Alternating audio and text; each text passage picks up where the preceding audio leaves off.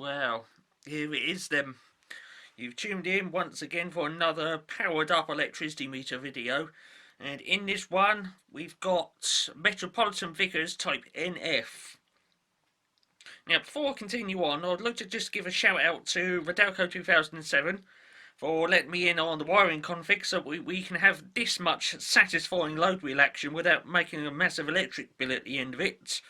And I'd also like to give a shout out to Photon Vids for donating 2 little transformers so that we can get quite a reasonable amount of amps, whisk them up, and then shove them into an electric meter to get the load wheel action. Okay, so that's Radalco 2007 for the specialist wiring config, and Photon Vids for donating the 2 little transformers so that we can whisk those amps right up.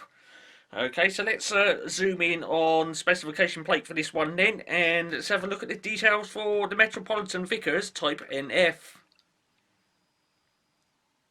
Well, there it is then. So, it's a Metropolitan Vickers one. This one, type NF, single phase watt-hour meter. Single phase 2 wire, of course. We're looking at 230 to 250 volts for this one.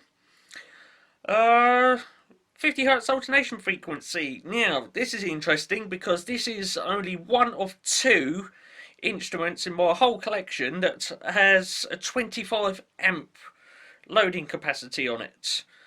Okay, the other one I've got is a Smith APR.